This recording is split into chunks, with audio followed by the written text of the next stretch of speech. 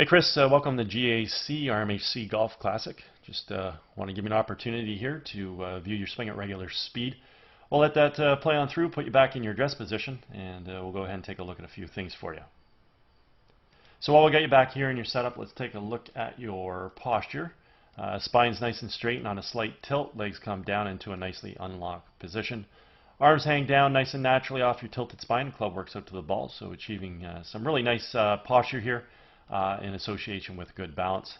It looks great. Let's go ahead and take a look at your alignment. We can see your feet running in this direction. Carry that out towards the fairway.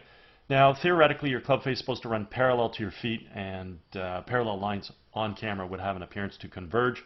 Under that scenario, we can see that you're set up pretty much down the right corner of the fairway there, so that's looking good as well.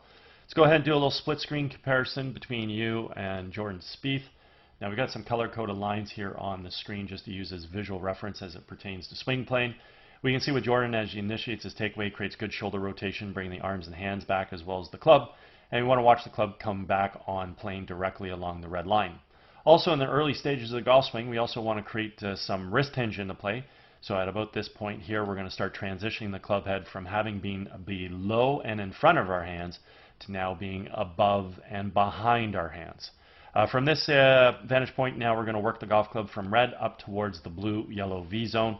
When we finally set the club at the top of the backswing, we want to have the left arm and the club either on the yellow line, anywhere in between the blue and yellow V zone, or physically up on blue as we see with Jordan Spieth here.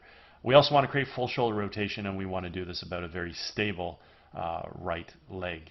Let's go ahead and watch you initiate your takeaway. So you draw your hands back nicely, turning your shoulders, club's coming back on a really nice plane. Let's see some wrist hinge here with the club head working above and behind your hands, so that's pretty decent right there. Nice job. As you work this golf club to the top, you got great shoulder rotation.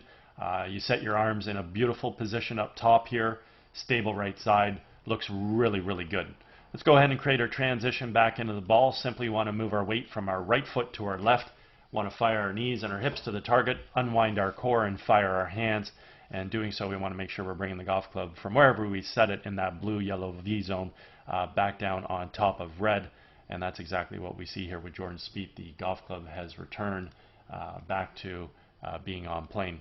The other thing we want to take a look at this stage of the golf swing is the relationship between the lead forearm and the golf club. I refer to this as the backwards check mark. Simply means the club head is remaining above and behind our hands coming into the hitting zone, and this is what's going to allow us to create a lot of power in our golf swing, let alone also his ability to hit the ball straight due to the fact that, again, the club has returned back to plane, and this is a main requirement in order to produce straight golf shots. Let's go ahead and watch your transition back into the ball here. Excellent drop-in of your hands and arms, moving the club from the blue-yellow V zone back down towards red. And this pre-impact position is just, I wish I had the frame in between, but basically we can look at this and look at your lead forearm and your club. You've got your backwards check mark, so creating power in your golf swing won't be an issue. And we also see the club starting to return back to plane. Like I said, I wish we had the frame in between, but the nice thing is we'll be able to connect the dots and understand very clearly where your club head was. So there's your club head in this frame, and the next frame your club head drops right back down on the plane, so the club head's still above and behind. The great thing is it returned back to plane, and then it just tracks in the golf ball basically from the red line. So if we connect the dots here, frame by frame by frame, we can see that the club falls back onto plane very nicely, and then just continues to track into the golf ball from an on-plane position. So as previously stated with Jordan, the club returned back to plane here. We can see with you that would have been this frame. Your club is returning back to plane in the same frame. And then very simply, as we track into the ball, his club also tracks into the ball from this red line. So as I stated prior, this is what produces straight golf shots in accordance to where we're aimed in association with the fact that the club face now needs to square up via having a good grip.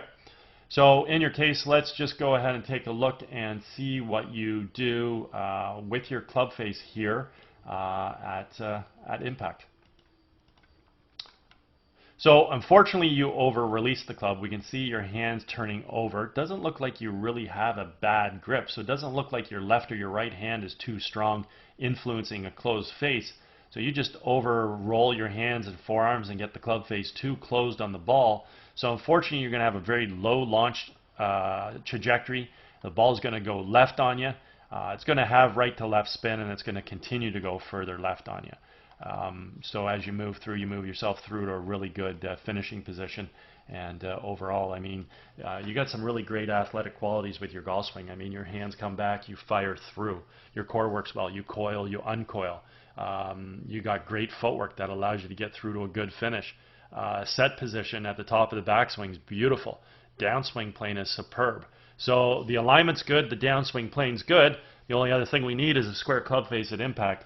So if you acquire a square club face, you will hit good golf shots with much better launch angle and trajectory, and hitting the ball much straighter for sure. So it's too bad you got the club face too shut at the golf ball here, because your golf swing is way better than the result that we're seeing right now. Okay? Anyways, at any point in time you ever want to work on any of these minor aspects in your golf game, certainly feel free to reach out. I'm over at Glen Abbey in Oakville. Be happy to structure a little program for you. Also, if you're involved with any golf tournaments at all and you guys are looking for a unique gift to provide your guests, touch base. Be happy to discuss my swing analysis services. Anyways, hope you had a fantastic day, and hope you enjoyed getting an opportunity to see your swing on video. Take care.